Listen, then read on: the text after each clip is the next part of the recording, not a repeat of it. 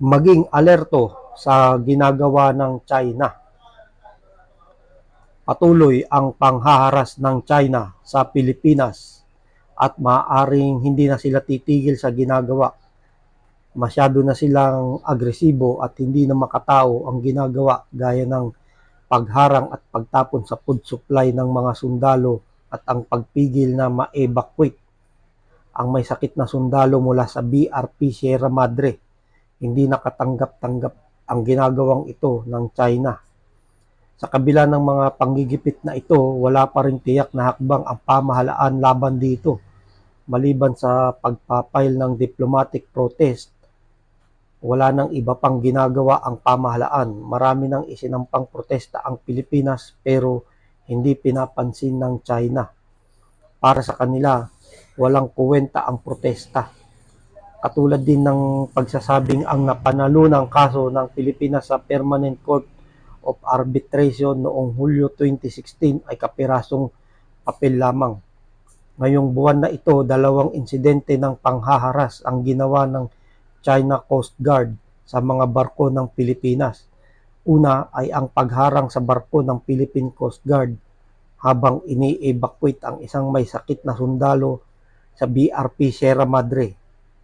Binangga pa ng China Coast Guard ang barko ng Pilipinas habang sakay ang may sakit na sundalo para dalhin sa ospital sa Palawan. Hindi makatao ang ginagawa ng mga miyembro ng China Coast Guard sapagkat hindi dapat pinipigilan ang pagdadala sa sundalo na sa binggit ng panganib ang buhay. Ikalawang panghaharas ay habulin at harangin ng China Coast Guard ang barkong may mga sakay na Pilipinong scientist na nagsasagawa ng survey sa Escoda Shoal. May backup pang 2 helicopter ang China Coast Guard nang isagawa ang panghaharas. Nagsasagawa ng pag-aaral ang mga scientist sa mga nasirang corals sa shoal. Sabi naman ng tagapagsalita ng China Foreign Ministry, dapat magpadala ng advance notice ang Pilipinas kung may dadalhing food supply sa BRP Sierra Madre. Ganon din kung may i-evacuate na may sakit na sundalo. Katawa-tawa ang suhestyon ng China.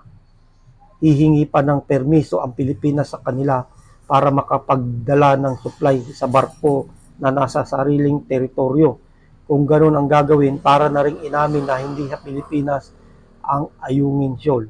Walang karapatan ang China na humingi ng permiso ang Pilipinas.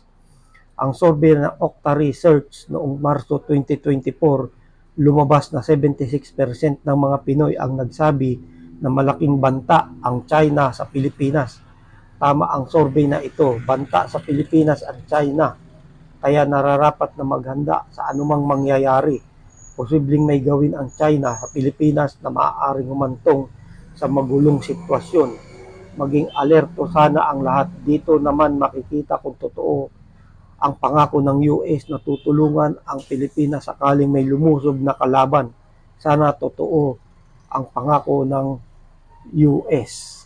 Ayan ang masakit na katotohanan dyan. Ang China sa pag-aangkin nila sa teritoryo ng Pilipinas sa WPS, sila pa yung matapang, sila pa yung may lakas ng loob na mangharas, mangbuli, i-water cannon, banggain ang barko ng ating mga Navy o mga kahit mga civilian mission, hinaharas nila.